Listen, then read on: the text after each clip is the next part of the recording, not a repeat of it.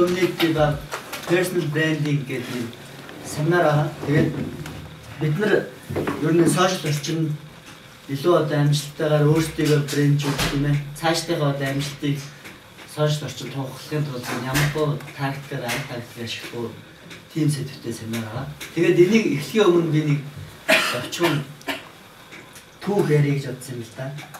Энэ түүх маань одоо эндээс эхэлж байна. За энэ нийтлэлийг зарим нь уншаагүй байх л та. Би энэ блог дээр 2010 онд юу сэтгэж юу гэдэг хитийн зорилго хаана уу хэний мөдөд нөхлөө гэдэг блог бичсэн байгаа. За энэ дээр юу гэж бичсэн бэ гэхээр 2011 он гарлаа. Шинэ жилүүдэд өргөдөж баярлаж хөөрч явахтай зэрэгцээд нэг нас нэмж хүний амьдралын нэг хуудас эргэж байгаа учраас бодож тунгаах зүйл бас олон байлаа. 4 жил гаруй өмнө яруу сэтгэл сонин гаргаж байгаа сонино өөрөө сургуулиудаар зараад явдаг байсан үе бодогдлоо. Эрхлэгч нь ямар хүн байдаг вэ гэж хүмүүс асуухаар нь Ловсон дорж гээд нэг хүн байдаг юм гэж хэлчихэд суудаг байж үлээ.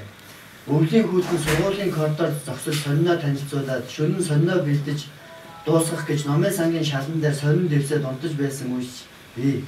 Хотын төв номын сангийн лавлгааны хэсэг баг амьдрах явсан үеч би. Лавлынхаа мөнгийг хүртэл хэвлэлтэндээ өгч байж хөвлөдөг байлаа. Гэр бүл найз нөхд маань сонин гарахыг ойшоохгүй, мөнгө олохгүй дэмий баатай зүйл хийж байна гэж нүд үзүүлж байсан үеч байгаа. Шантармаар, уйлж дуулмаар хүнд хэцүү үед байсан. Гэхдээ бид хийхээ зогсоогүй, бидэнд харсан зорьсон чиглэсэн зүйл байсан. Тэрнийгээ төлөөл амьдарсан. Монгол хүнийг соён гэгэрүүлж чадваржуулах гэсэн зорилгоосоо хазаалгүйгээр уншиж судалж мэдлэг чадвартай хүмүүстэй уулзаж ярилцаж өөрсдөө хөгжүүлэхийн төлөө цаг хугацааг зориулж байлаа.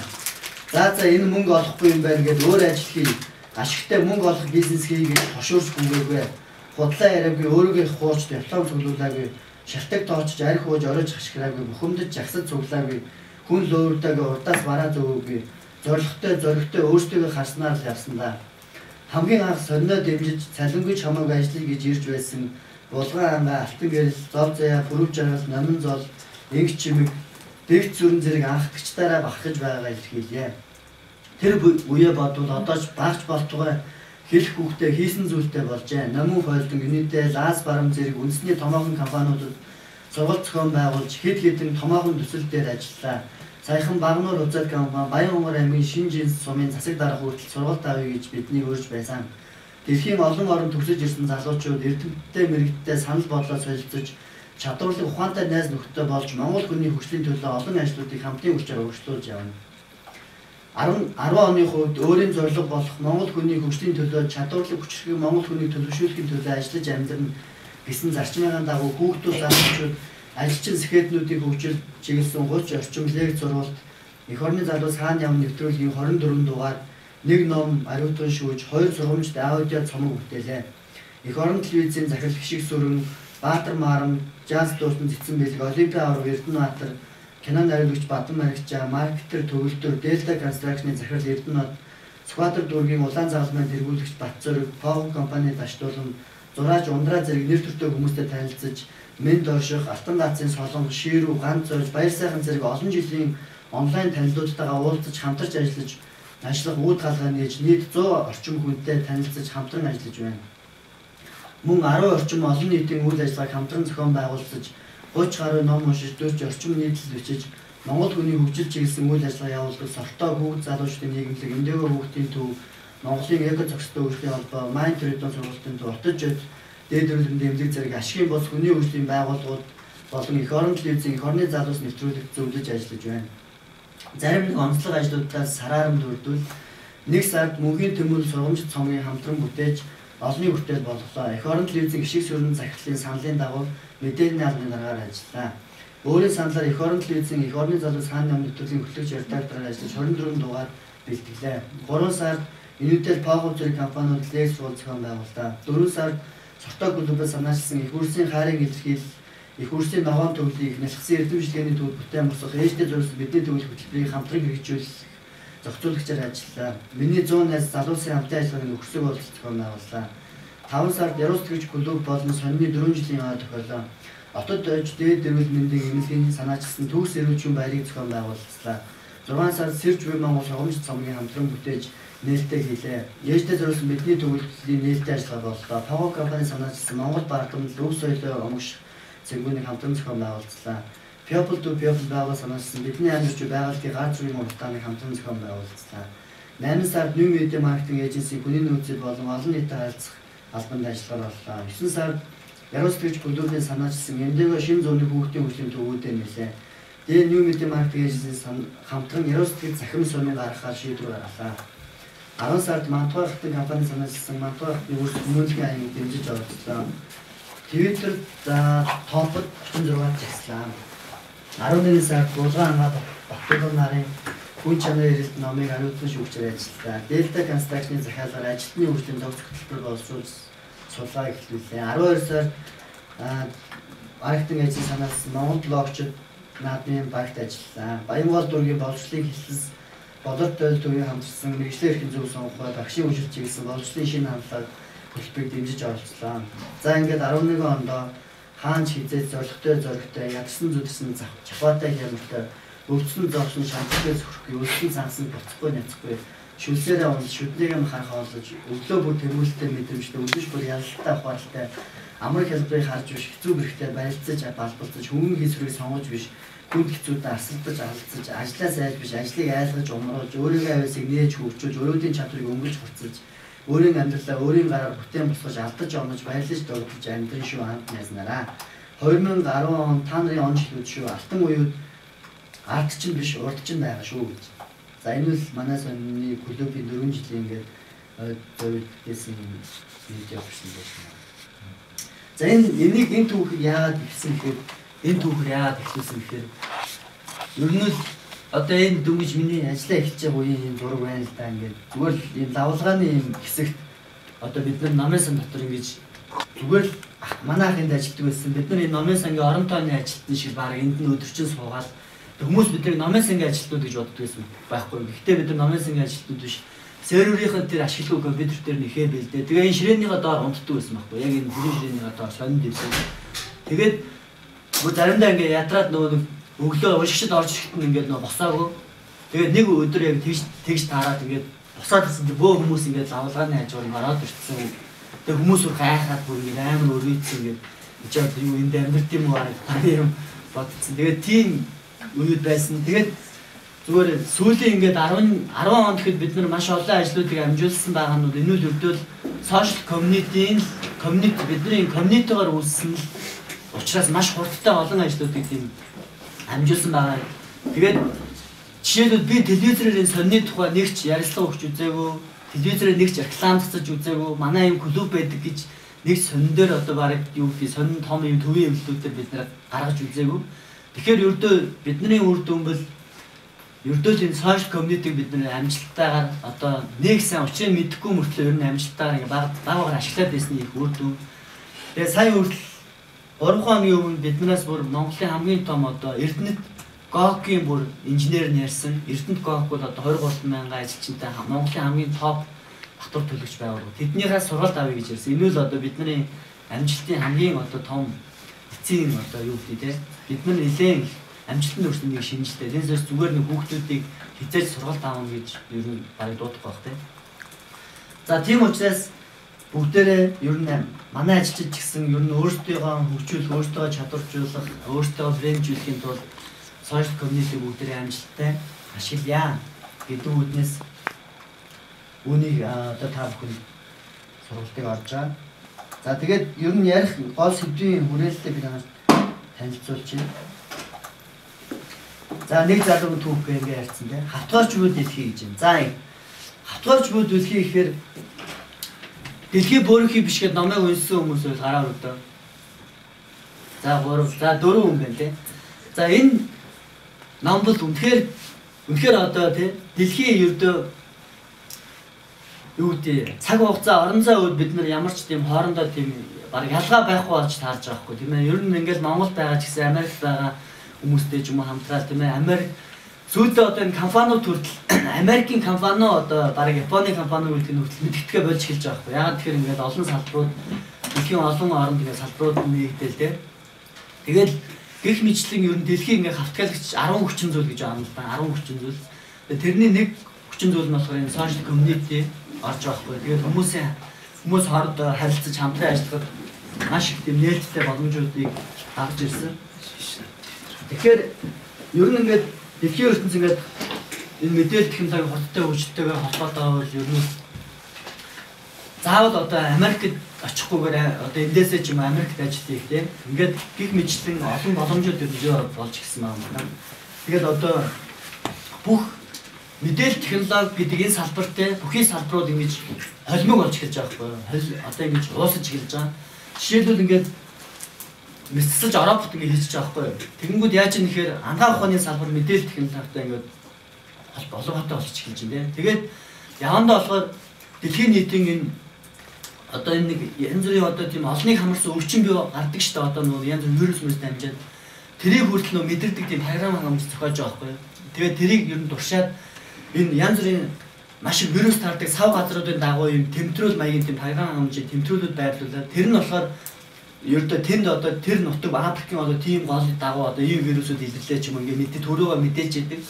Тэгэнгүүт дэлхийн нийтээр хүртэл тийм өвчнгүү вирус дарахгүй байх, өвчин эмгэгүү байх, ханиадны одоо томоо шувууны ханиад юм дарахгүй байх тийм боломжийг хүртэл одоо програм хангамж суурлаад бий болох боломжтой юм байна гэж үзэж байгаа хгүй. Тэгээд 100 хамгийн чадвартай 100 мэл засалчийн чадварыг програмчлсан байгаа хгүй. Програмчлаад мэдсэлж Европт хийсэн. Тэгэхээр 100 хүний чадварыг шингээсэн Европт тэгэхээр тэр үнэхээр сайн байх нь дамжиггүй тийм. Тэгээд зүрх болон тархины мэдсэлийг амжилттай хийсэн байна. Дээр нь орчуулах чадварыг бол одоо маш их програмчилж байгаа хгүй. Бүхэл бүтэн бүр номыг хүртэл орчуулах чадвартай. Хүний орчуулагчийн тэр програм орчуулдаг тийм юуг нь судлаад одоо тархины тэр бүтцүүдийг судлангуудаад дөрмийн програмчлаад тэгэнгүүт ер нь бол эндээс юу гэж дүгнэж нэхэр хүний одоо хүний бүх чадваруудыг баг програмчилж хэлж байгаа хгүй. Гэхдээ хүний мэдрэмжийг л програмчилж чадахгүй байгаа. Жишээлбэл зураач хүний тэр мэдрэмж өнгө бодгийн мэдрэмж ч юм уу те тэр болохоор үнэхээр програмчлах хэцүү. Энэ харилцааны хэрэгслүүд ч гэсэн бүгд ингэж мэдээлэл технологи ингэж орж ирж байгаа. Дандаа ингэж хоорондоо холбоотой хөгжиж байгаа. Тийм учраас бидний энэ сонгож ажиллаад байгаа энэ салбарууд мэдээж дэлхийн хамгийн ирээдүйтэй байх нь ойлгомжтой, хамгийн эрэлттэй байх нь ойлгомжтой. За ингэнгүүт эндээс улбалаад энэ ойрын чиг хандлага гэсэн нэг тийм дараагийн сэдв орж ирж байгаа юм л да. Ойрын чиг хандлага. Ер нь бид нар ингээд ирээдүйн атлас гэдэг номны юм судалгаан дээр ажиллаж ирсэн. Тийм судалгааны багтны ажиллаж ирсэн. Дэлхийн нийтэд одоо ирээдүйн судлалын шинжилгээ ухаан гэж байдаг. Тэр нь болохоор дэлхийд ер нь ойрын жилүүд ямар өөрчлөлт хандлага бий болох юм бэ гэдгийг дандаа тийм судалгааны арга тактикаар судалдаг. Энэ нь ямар нэгэн тийм зүүн бэлгийн энэ биш л дээ. Дандаа тийм арга та өөрийн гэсэн судалгааны арга барилуудтай. Тэгээд ингээд судалж байгаа газрт бол ер нь дэлхийн нийтэд бол одоо энэ social community гэдэг энэ нийгэм чинь өөрөө баг дэлхийн өөрийнх нь амьдралын хэв маяг болох гэдэг байхгүй. Хүссэн хүсээгүй болох гэдэг. Зарим нь юу social community юу тэнэг ийм нийгэм гэж юу гэдэг юм байл гэдэг. Ингээд зарим тэгж байгаа ч гэсэн өөрөө энэ маш хүчтэй энэ хандлага төрлөг учраас тийм үү. Одоо энэ ви шинжлэхүйн чинь ердөө л энэ social community сонгож байгаа байхгүй. Тэгэхээр хүссэн хүсээгүй энд маш их тийм энд амьдрал өөрөө буцалж энд өөрөө энэ social амьдрал ингээд идэвхтэй үйлчлэх нь тодорхой байгаа байхгүй. Тийм учраас бид нар одооноос энийг одоо яг тийм зөв зохистой энэ social community өөрийн байр суурийг зөв эзлээд энд өөрийн гэсэн байр суурийг илэрхийлээд өөрийнхөө мэддэг чадварыг өөрийнхөө тэр явах гээд байгаа салбараа одооноос зөв сонгоод бичээд тэрийг одооноос тунхаглах нь зөв байгаа байхгүй. Тэгэхээр эртээ бид нар ингээд зүгээр ярилцж байгаа дэлхий дээр одоо яг ямар залуучууд ингэж топ болж тэг хөгжиж дэлхий дээр яг номер 1 болж хөгжиж чадж байгаа нөхөд яг л нэг тухайн нэг салбараараа хамгийн сайн одоо судлаад тэрийгээ сайн бичдэг тий тэрүүгээрээ сайн ингэж ажилтдаг тэрүүгээрээ хааж одоо хүмүүстэй ингэж юу гэдэг ярилж чаддаг тийм хүмүүс дэлхий дээр ингэж яг топууд нь болж гарч ирээд байгаа. Тэр all top гэдэг та нар тэрийг үзээрэй заяа. All top-ууд дандаа яг нэг одоо програм хангамж ихээр энэ чинь амар том өргөн сэдвүүд дундаас нэг л зүгээр жижигхэн эдисийг барьж аал тэгэл тэрийг тэрэндээ бүр сэтгэл зүрхээ зориулдаг. Хуучин бол нэг 20-30 жилийн өмнө яадаг байсан гэхээр маш олон талын авьяасны нөгөө универсал хүмүүс их үнэтэй байсан байна. Дүнд ордог байсан тийм юу гэдэг нэг компьютерч нэг оролцдог, англи хэлч нэг жоо оролцдог. Тийм одоо л яг тийм биш. Зүгээр чи нэг л салбартаа үнэхээр одоо яг number 1 байдаг тийм үнэхээр сонирхож байгаа тэрнээс сэтгэл зүрхээ өгч чадах. Тэхимэл чи үнэхээр зүгээр тэрнгээрээ чи дэлхийд хинтээш тэрнгээрээ мэтгэлцээ тэрнгээрээ зөвлөдөг тийм тэр чинь чиний амьдрал ахуй дээшлүүд итгэж явдаг тийм байх гэж үзэж байгаа. За тэгээд би та нарт энийг social community-г мэдрүүлсэн гэдэг ганц нэгэн тоо баримтыг үзүүлээ л да. За энэ болохоор манай компани гаргаж ирсэн Монголын интернет хэрэглэгчдийн дэсрэлт гэдэг ийм инфографик байж байна. Одоо бол идэвхтэй хэрэглэж байгаа 380 мянган хүн байгаа. Ерөнхийдөө хэрэглэгч нь бол 400 мянганд хүрсэн байгаа гэж үзэж байгаа. Хэрэглэж байгаа. За тэгээд эмэгтэй нь 54%, эрэгтэй нь 46% байгаа. За энэ болохоор блог хөтлөгчдийн тав байна. Блог эмэндээ 41 мянга, минийхтэр 24 мянга гэдэг ч юм уу тийм. Энэ болохоор топ одоо 10 сошиал сайт байна тийм. Facebook 58 мянга гэдэргээд ингээд Facebook одоо тэгтээ 70 мянга болсон байгаа. Энэ тоо баримт одоо баг ингээд маш хурдан ингээд хойшлоод байна л та. За дараагийн нь болохоор энэ тоо баримт болохоор энэ social community одоо илэрхийлсэн юм юу байгаа юм л да. Presentation байгаа. Энийг та нарт үзүүлье. Олон нийтээс үлжээ гэж юу вэ гэдэг энийг илэрхийлсэн. За 50 сая хэрэглэгчтэй болохын тулд радио 38 жилиг зориулсан байдаг. Телевиз болохоор 13 жилиг зориулсан байдаг. Интернет болохоор 4 жилиг зориулсан байдаг. 50 сая хэрэглэгчтэй болохын тулд. Гэтэл сошиал медиа Facebook 100 сая хэрэглэгчтэй болохын тулд 9 сараас бага хугацаа гэж байна. 9 сараас бага хугацаа. За ингээд Facebook бол одоо Америкийг давтсан байгаа л да. Дэлхийн 4 дахь том гүрэн гэж үзэж байгаа. 500 гаруй сая, 600 гаруй сая хэрэглэгчтэй болоод хүн амынхын тоогоор улс сошиал улс гэж үзсэн нь дэлхийд урагч ихсэж байгаа юм. Twitter одоо 100 сая болсон байгаа. Энэ 75 сая гэдэг бас хуучирсан тоо юм тийм.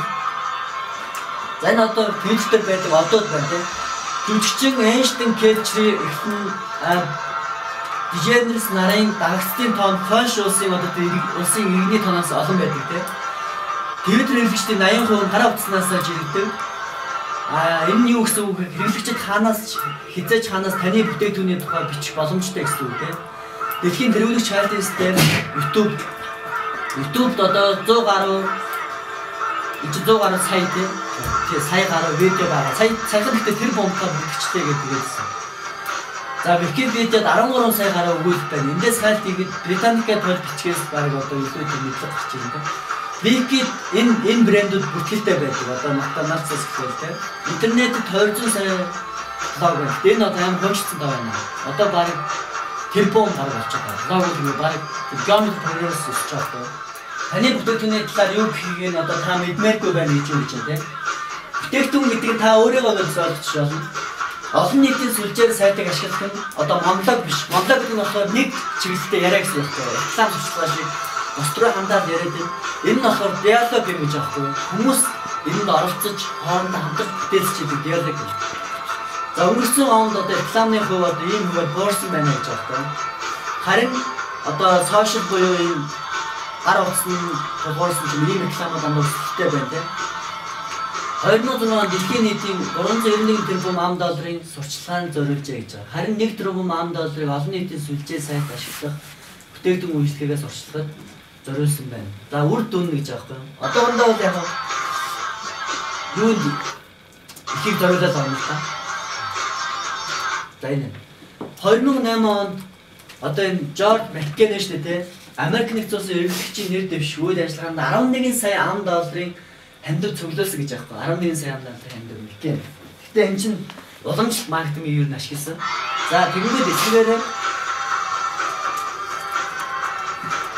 харин Барак Обама энэ хугацаанд энэ болохоор 11 Америкийн 2 дугаар сард 1 сарын хугацаанд юм байна. Тэнгүүд Барак Обама болохоор энэ хугацаанд нь хандив цуглуулах ямар ч үйл ажиллагаанд оролцоогүй заяа.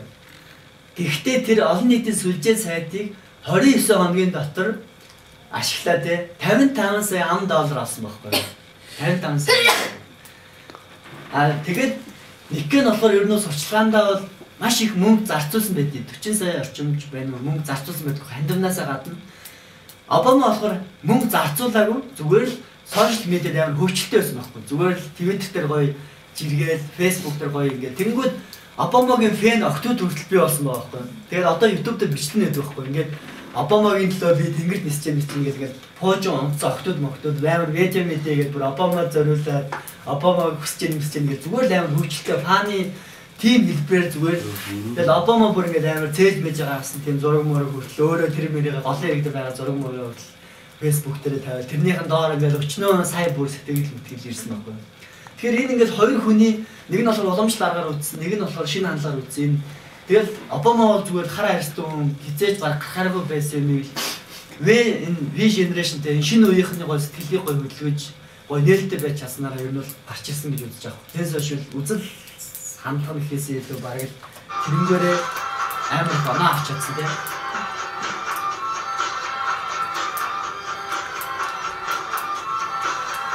За олон нийтийн сүлжээ гэдэг ингээд бидний ашиг юм уу тийм.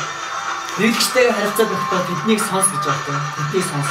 Олон нийтийн сүлжээг ашиглаж амжилтны хүрч компаниуд нь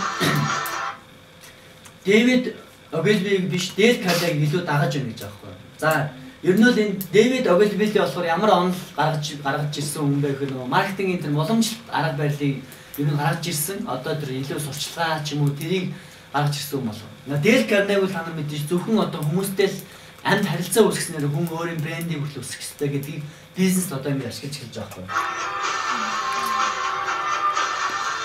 Эхлээд сонс дараа нь одоо борлуулах хэрэгтэй юм гэж байна. Эхлээд сонс дараа нь борлуу.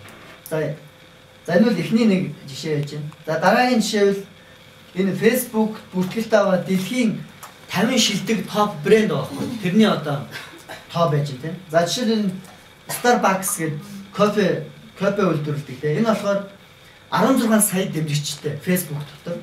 Тэгээ өсөлт нь 11%-тэй гэдэг. Хоёрт нь болохоор Coca-Cola гэдэг.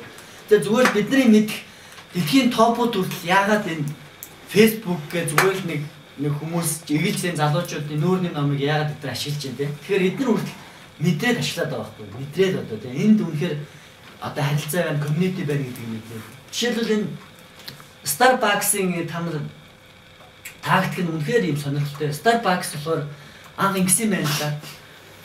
Эхлээд нэг 50 төрлийн кофе гэдэг байсан гэж аахгүй. 50 төрлийн кофег савлдаг. Тэгээд хэрэглэгчдээс маш их санал хүсэж ирсэн гэж байна л да. Энэ 50 чинь таалагдахгүй байна. Бид нар өөрсдийнхөө жороор кофе найруулж оомоор юм гэсэн байхгүй. Тэнгүүд нэг Сян гүйцэтгэх захирал нь болохоор ингэж хэлсэн байна л да. Гэхдээ яагаад хүн өөрийнхөө хүснээр хүссэн жороор кофе одоо ууж болдгүй юм бэ те. Кофега үйлдвэрлэж болдгүй юм бэ гэсэн чинь уламжлалт нөгөө захирлууд нь тууцаан дааганд эсгүүцсэн байгаа байхгүй. Яаж энэ 6 тэрбум хүний хүсэж байгаа кофег бид нар яаж одоо өгч чадах юм бэ? Энд чинь амар тэнэг хэрэгтэй гэсэн байгаа байхгүй.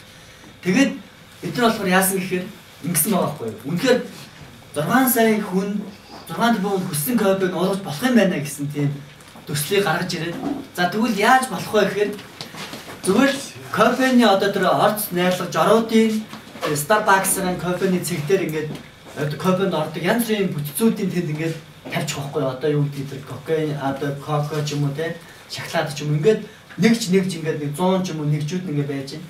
Тэндээс хүн өөрийнхөө орж ирэл зүгээр өөрийнхөө хүссэн кофег найруулаад оо тийм боломж олдсон байна. Ингээд Starbucks бол яг энэ менежментээр ажилласнаас хойш үнэхээр тэр бумаар ингээд олж чадсан маш сонирхолтой тийм менежмент.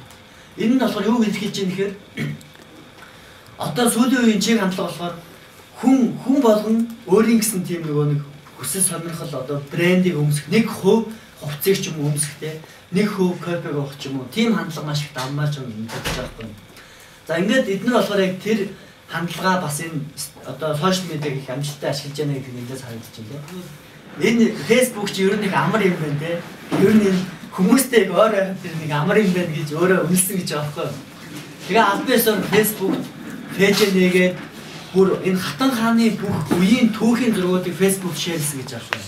Тэгээд ер нь л ингээд тэр одоо Английн хатан хаан гэж яг юу вэ те? Ямар хүн яагаараа хатан хаан гэж одоо хүртэл байлээ. Хаан дуулсан юм уу, хатан хаан дуулсан юм уу гэдэг. Дэлхийн нийтээр мэдтгүү тийм олон мэдээлэлүүд байдаг байхгүй. Тэгэнгүүт л тэрийг ингээд хүмүүс нэртэй болгоод хатан хааны нэр хүнд ч өсөөд Английн нэр хүнд ч өсөж байгаа. Британи улсын нэр хүнд ч гэсэн өсөөд те. Ингээд хатан хаан хүртэл энэ Facebook-ийг ашиглаад байна шүү дээ. Бид нар яагаад энийг гоё ингээд оновчтой ашиглаж болохгүй гэсэн тийм зүйлийг та нар хийж болно.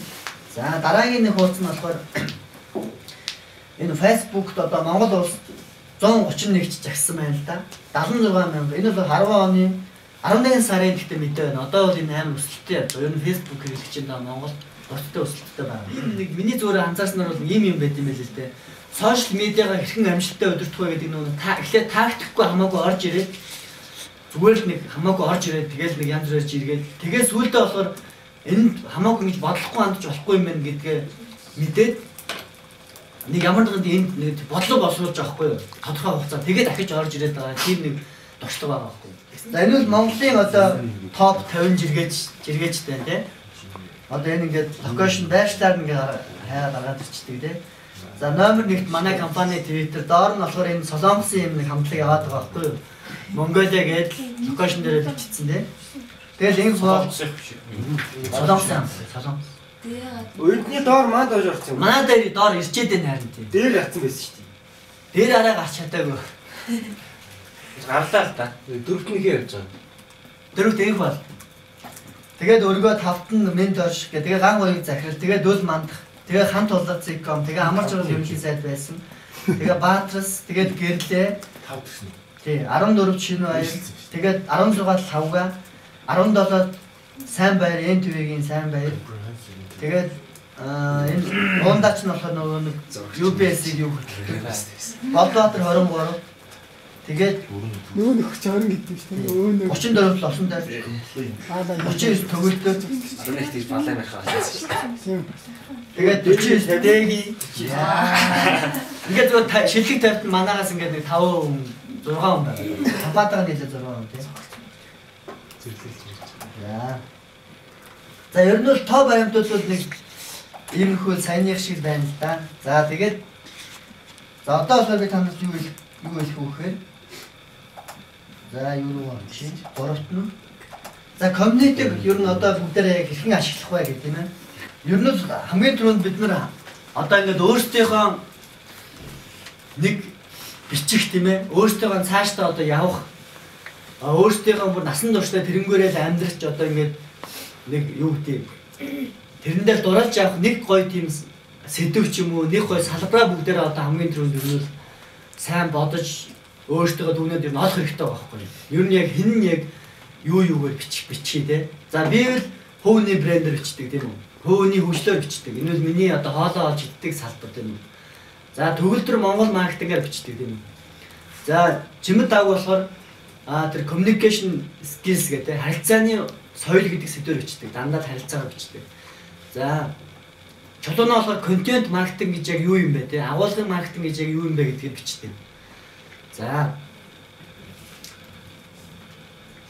За хин сансраа болохоор тийм фаны програм фаны код бичдэг. Сансраа гэж бичингүүд сансраа өөрөө гарч хайнгууд сансраа гарчихгүй фаны код бичээд идэх байхгүй. Тэгэхээр ч энэ фаны код маш их трафик авчирсан гэсэн үг байна. Тэгэхээр ер нь бол нэг сэдвээрээ бид нар дагнж бичснээрээ бол өөртөө ч тэр салбараараа маш хурдан хөгжинэ. Тэгээд тэр салбартаа сайн танигдана. Тэр салбарын хүмүүстэй их ойр дотн байн харилцаатай байж чадна. Тэгээд тэр салбар ч нөгөө Google хайлтанд бол хамгийн түрүүнд ер нь өртөх маш их магадaltaй л гэсэн үг байна л да. Тэгээд бүгдээр ингээд хүний үйлчлэл мөчлөгээд ингээд Монгол маркетинг хайгаад ирэх юм. Дандаа манайх номер гарч ирнэ. Төгөлдөр номер гарч ирнэ. Хүний үйлчлэлээр би за номер 1 2 3-т гарч ирнэ юм. Тэгээд дөрөв орчинд гарч ирдээ юм.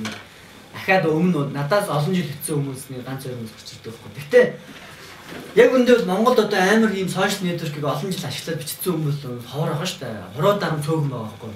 Тэгэхээр баг бид нар ингээд анхдагч нь болох боломжтой байхгүй. Анхдагч нь болоод процесс дээр өөрийнхөө брэнд нэрийг аваад те одоо ингээд авах цаг байх хүмүүс авах байх юм тэр лавга процесс.com зэрэг авчих хэрэгтэй байхгүй. Тэгэхгүй бол олон 150-аад унаас хүмүүс авчих шүү.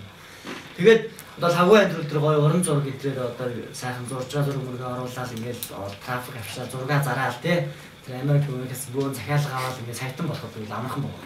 Яг үүндээ. Тэгэл одоо өөр одоо болтгоо одоо яг юугаар бичдэг вэ ер нь болчлоо. Одоо тэгэхээр нэг юмаа голцож бичих хэрэгтэй байгаа байхгүй юу? Ер нь сонгоод дахид янз бүрийн юмаа бичих зөвлөлтөө хамаагүй ер нь янз бүрийн юмаа сонирхдаг амьдрал ах уу ажил төрөл юмаа бичих зөв. Гэхдээ голцож ер нь нэг сэдвээ яг блогийнхоо нэрийг яг тэр юугаар сэдвэрээ ч юм уу өгөөд ер нь ингээд бүгдээрээ бичдэг. Тэгэхээр энийг аюул сонгоцоо гэсэн нэг тийм санал гаргаж байна.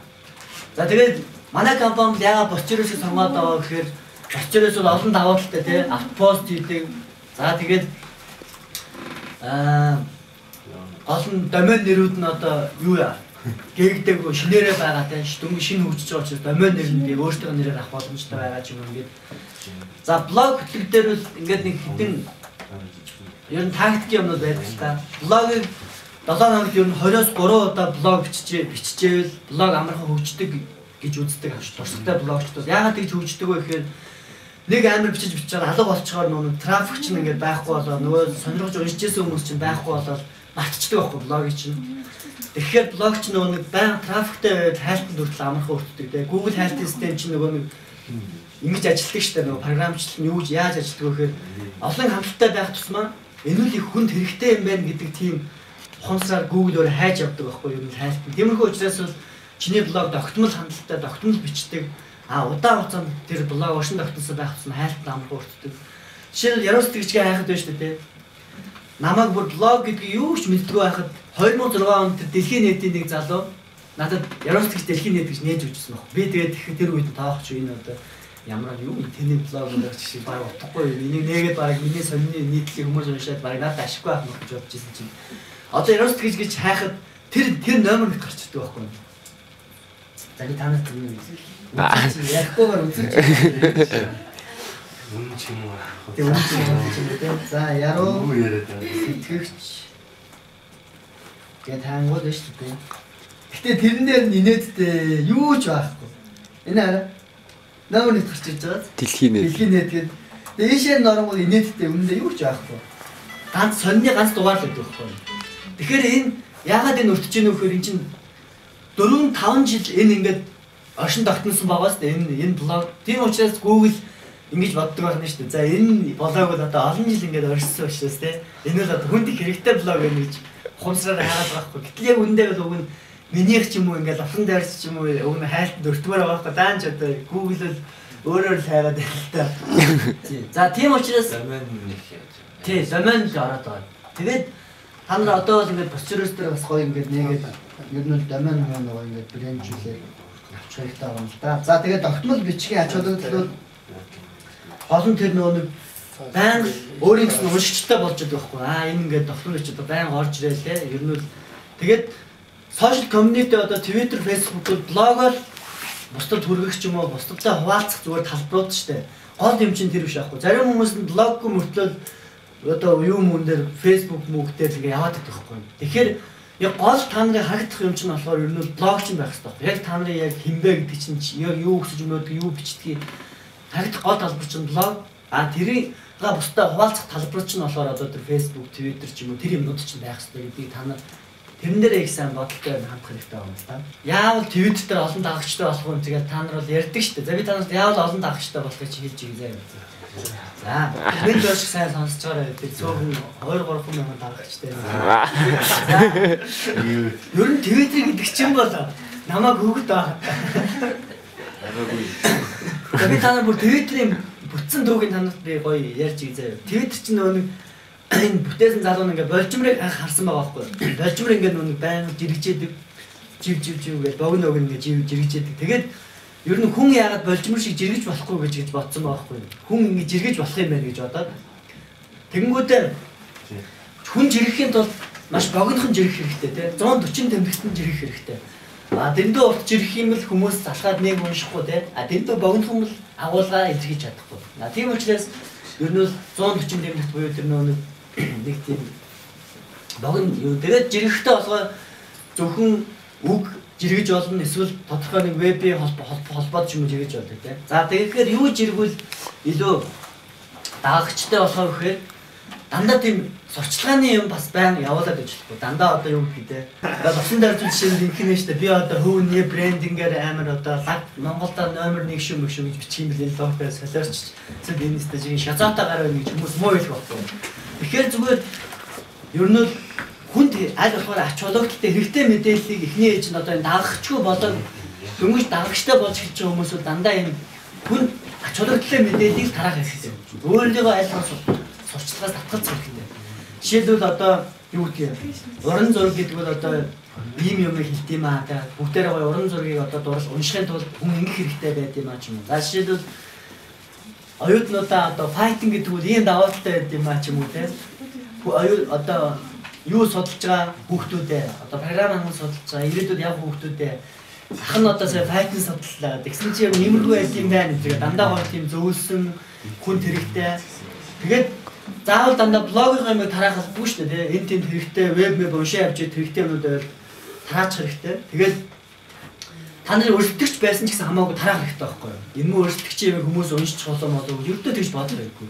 Зүгээр л хамаагүй хүмүүсийг дэмжээл тараагаал тэгэх тусам тэр хүмүүс өрсөлдөгч ч гэсэн чинийхийг дэмжээ, чинийхийг ретвит хийдэг болох байхгүй юу? А тэрнээс биш энэ одоо юу гэдгийг энэ бата одоо хүний өвчтөр бичээ сургалт хийдэг. Энийхийг би ретвит хийчихвэл энэ одоо надаас илүү гараа сургалт хийчих болов гэж бодох хэрэггүй. Зүгээр л өөрийнхөө салбарын, өөрийнхөө чиглэлээр бичдэг хүмүүсийн хөдөл дэмжээд ретвит хийгээд за тэгээд гол нь интернетэд энэ үл яг нь зорилго нөхгүй юу? Хамгийн гол нь олон дагагчтай, олон чиний үгийг сонсдог, чиний одоо жиргэхийг хүлээж идэв тийм л хүмүүстэй болохыг бид зорих хэрэгтэй.